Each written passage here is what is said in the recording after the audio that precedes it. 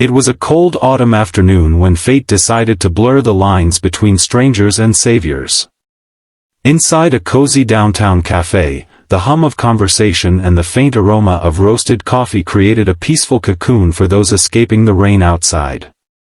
But in the far corner, at a table meant for four, a storm was about to rise, one that would change lives forever.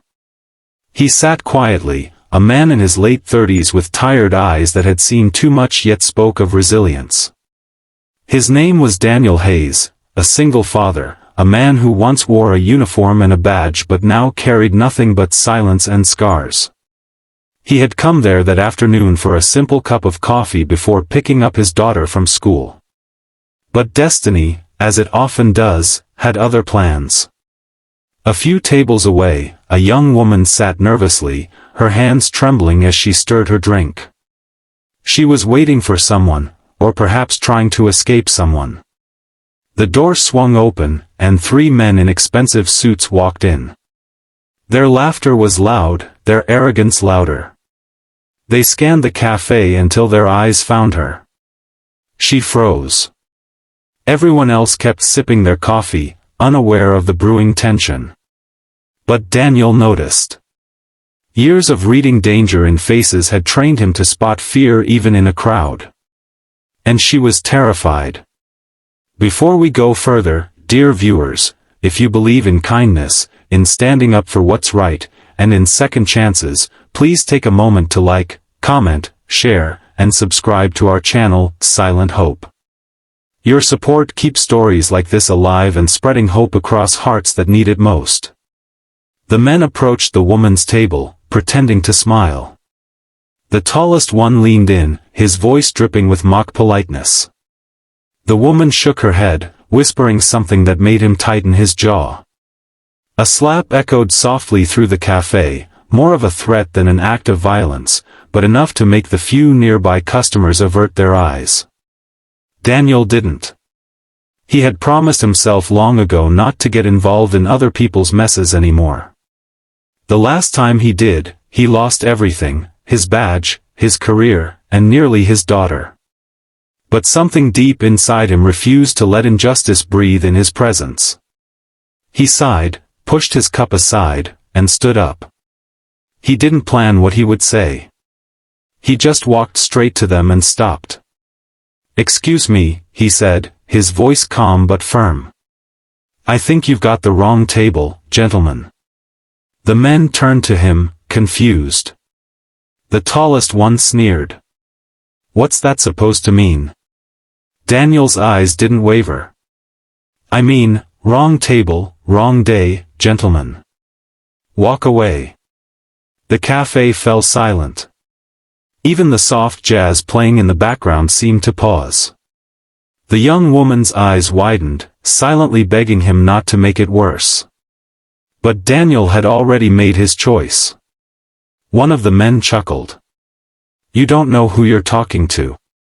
Daniel smiled faintly, but his voice carried the kind of weight that made people instinctively step back. "Maybe not. But I know what you're doing. And I know it ends right here." The tension grew thick enough to choke on. For a moment, it looked like violence would follow. But perhaps there was something in Daniel's stance, the steady look in his eyes, that made the men hesitate. They exchanged glances, muttered something under their breath, and walked out, slamming the door behind them. Silence returned. The woman exhaled shakily. Daniel simply nodded and turned to leave, but before he could reach the door, the café manager called out. "Sir! You forgot your coffee." He turned back and smiled faintly. "I think I've had enough heat for the day." He left without waiting for thanks. That's who Daniel Hayes was, a man who didn't fight for recognition, only for what was right. But that wasn't the end. Later that night, as he sat at the kitchen table helping his daughter Lily with her homework, a soft knock came at the door. He opened it and froze. Standing there was the same woman from the café, holding a small paper bag and an uncertain smile. I found out where you lived. "I hope that's okay," she said nervously. "I wanted to thank you." Daniel looked confused but stepped aside. "You didn't have to." "I did," she said, placing the bag on the table. Inside was a slice of pie and a small note that read, "For the man who made me feel safe again." That night, for the first time in years, Daniel smiled without forcing it. Days turned into weeks, and somehow, that small act of courage turned into something more. Her name was Emily Carter, a journalist who had been investigating a local businessman's shady dealings, the same man whose goons had confronted her at the café. She began visiting Daniel often, sometimes bringing dinner, sometimes just company.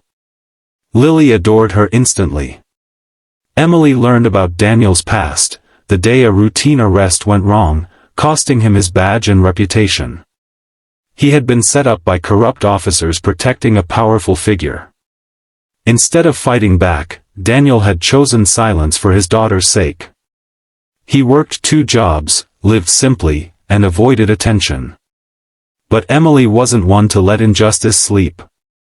She saw in Daniel's quiet strength a story worth telling, not for fame, but for truth. When she pitched the article about the fallen officer who never stopped serving, Daniel refused at first. He didn't want to reopen old wounds. But Emily convinced him, not for himself, but for every good man whose name had been buried by corruption. The article went viral overnight. Thousands shared it, calling Daniel a hero. Old witnesses came forward, revealing how he had been framed. Within months, the department reopened his case. Justice, long asleep, began to stir. But with the light came shadows. The same men who had threatened Emily returned, angrier than before. One night, as Daniel and Lily waited for Emily outside her office, a black SUV followed them. Daniel noticed it too late. The car screeched to a stop, and 2 masked men jumped out. What happened next felt like a scene from a nightmare. They grabbed Emily's arm, shouting threats, and Daniel's instincts kicked in. He fought back with everything he had, protecting both her and Lily. He was outnumbered, but something about a father's love makes him unstoppable. Police sirens arrived just in time, and the men fled, but not before Daniel was struck across the head and fell unconscious. When he woke up in the hospital, Emily was there, tears in her eyes, holding Lily's hand. "You saved us," she whispered. He tried to smile. Guess it was the right table after all. The news spread again, this time with images of Daniel in a hospital bed, smiling weakly beside Emily and Lily. The city that once turned its back on him now stood by his side. The corrupt officers were arrested, the businessmen exposed, and Daniel was publicly reinstated as an officer, not for what he lost, but for what he never gave up, courage. Months later, the café where it all began held a small event. Emily had arranged it secretly. When Daniel arrived, thinking it was a casual lunch, he found the place filled with familiar faces, people whose lives he had touched unknowingly. The café manager, the barista, even the nervous young student who had recorded that first confrontation quietly stood in the crowd. Emily took the stage and said, "That day, Daniel told 3 dangerous men, wrong table, wrong day, gentlemen. But I think it was the right table, and the right man." Applause filled the café. Daniel, usually quiet and humble, could only shake his head in disbelief. But behind the modest smile, tears shimmered in his eyes. He looked around, and for the first time in years, he didn't feel like a man running from his past. He felt like someone who had finally come home. After the event, Emily and Lily stood with him outside. The sun was setting, painting the sky in hues of gold and rose. Emily looked at him and said softly, "Do you ever wonder what would have happened if you hadn't stood up that day?" Daniel smiled faintly. "I try not to. Some moments aren't choices, they're callings." She reached for his hand, and Lily slipped her small hand into his other. Together, they walked toward the fading light, their silhouettes merging into a picture of peace and redemption.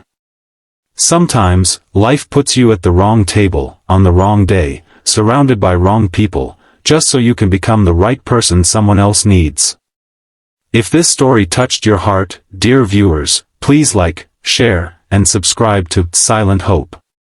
Let's keep spreading stories of courage, redemption, and unseen heroes. Speech balloon special request, comment below, right table, right heart, if you believe one act of bravery can change a life forever. And remember, sometimes the smallest stand can create the loudest echo.